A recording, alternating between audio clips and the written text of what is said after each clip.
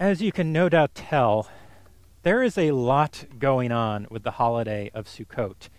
It is, as best as I can recall, the only holy day that requires the use of power tools, or at least they are highly recommended if you've ever tried to build one of these yourself. You get to build these things. You get to shake things, you get to smell things, you get to do a very minimal version of what some would call camping. There is a lot going on. One of the lesser-known traditions, however, is our text that we study for these holy days. On Purim, we read the book of Esther. On Shavuot, we read the book of Ruth. And on Sukkot, we read Ecclesiastes. In Hebrew, it's Kohelet. Sukkot, as I mentioned at the start of our service, is a time dedicated to joy. So with that in mind, let us see what Kohelet, Ecclesiastes, has to teach us about joy. Here are some verses. For as wisdom grows, vexation grows. To increase in learning is to increase in heartache. Continuing on to a different verse, and so I hated life, because everything is futile in the pursuit of wind. Continuing, and indeed I have observed, alongside justice there is wickedness, and alongside righteousness there is, wait for it, wickedness again. And finally, or two more, if you see in a province, in a town or an area, oppression of the poor and suppression of right and justice, don't wonder at the fact, but instead dedicate yourself to bringing justice to the world. No, I'm just kidding. That's not what he says about it. He says, don't wonder when you see injustice, because for one high government official is protected by a higher one, and both of them are protected by still other officials. And finally, my last one example, and this says it all. It comes from chapter 7, verse 1. The day of death is better than the day of birth. Happy Sukkot, everyone. Now, you may be thinking I've cherry-picked some verses out of context. What? There are 5 verses out of an entire book. But keep in mind, while we call it a book, Kohelet is only 19 pages long. I just read a not insignificant portion of it. You might also be thinking, but surely at some point, Kohelet must offer some meaning or some uplifting message. This must be tied together and building to something, right? Allow me to quote from the opening lines of the introduction of a Kohelet commentary. Ecclesiastes is a strange and disquieting book. That is literally the opening sentence of the introduction. It goes on, the author of the book is not a methodical thinker who has worked out a systematic worldview and now presents it in an organized fashion. Continuing, many of his ideas run counter to familiar religious principles. Let us consider that the introduction notes that Kohelet, a book in our Hebrew Bible, contains ideas antithetical to religion. There are 3 questions I would like to address tonight, and they are, 1, how did this book, a book so disquieting and unusual, find its way into our Bible? Question 2, why do we read this on Sukkot? And finally, question 3, given those other 2, which we will discuss briefly, what can we possibly learn from it?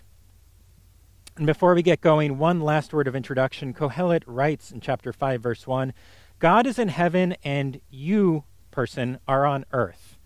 That is why your words should be few. In honor of the day, I will do my best to follow Kohelet's advice. So question 1, how did this get into the Bible? If you've ever thought about how the Bible came to be, you probably imagine that there were a bunch of rabbis sitting around a table methodically meditating and adding texts together to form a cohesive unit. Now, in truth, it's a bit mysterious. We don't know exactly how the Hebrew Bible came to be, but it was not that simple or straightforward. Politics certainly played a role. Politics always play a role. In the case of Kohelet, it was believed that it was authored by King Solomon, and it was also a popular book among people, that they enjoyed reading it on its own.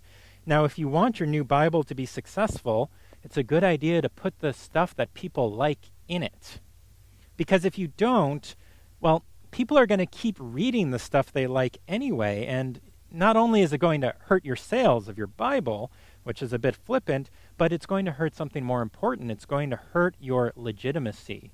If a Bible is supposed to be the canon of all of Jewish thought and law and religion, well, what does it say if people are reading something that you didn't put in it?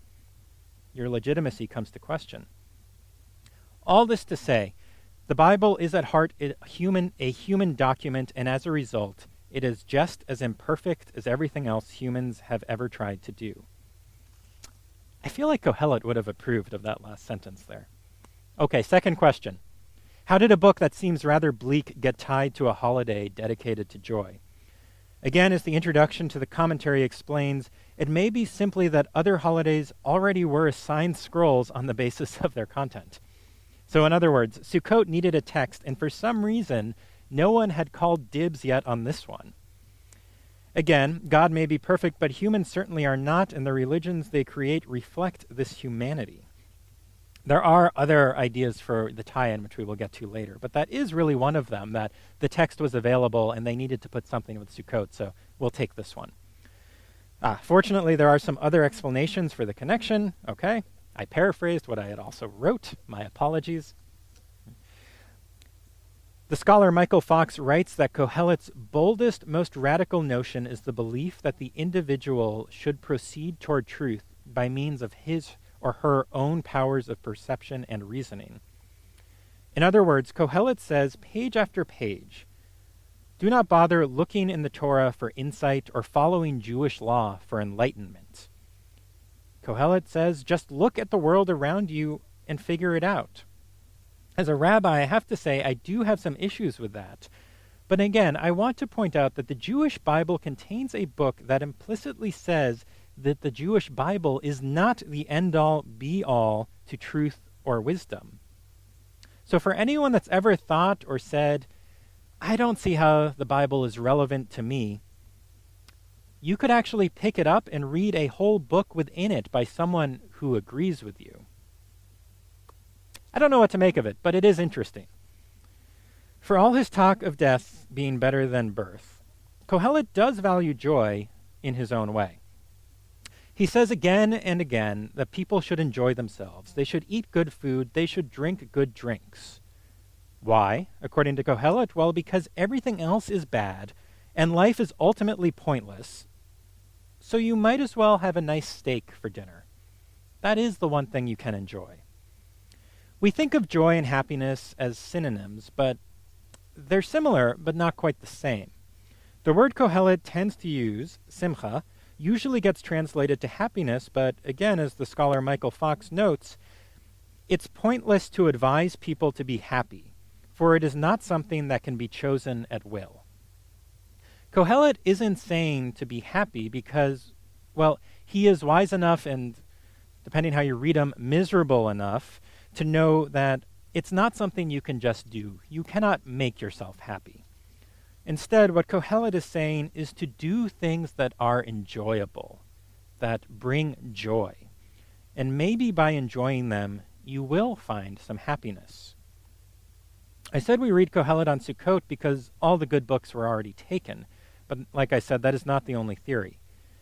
Kohelet, writing as an elderly man looking back on his life, realizes that the lives that we so often take for granted are fragile and temporary.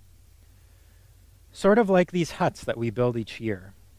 The degrees we earn, the fortunes we build, even the reputations that we establish, these will all ultimately turn to mist. So maybe, don't dedicate your life purely to their pursuit. If you do, you are likely at one time or other to have a Kohelet moment where you find yourself asking, what was the point of all of that? You are likely to have a time you realize that you spent years of your life miserable to accumulate wealth, only to realize you would give anything to reverse the transaction. And by then, of course, as Kohelet teaches us, it is too late.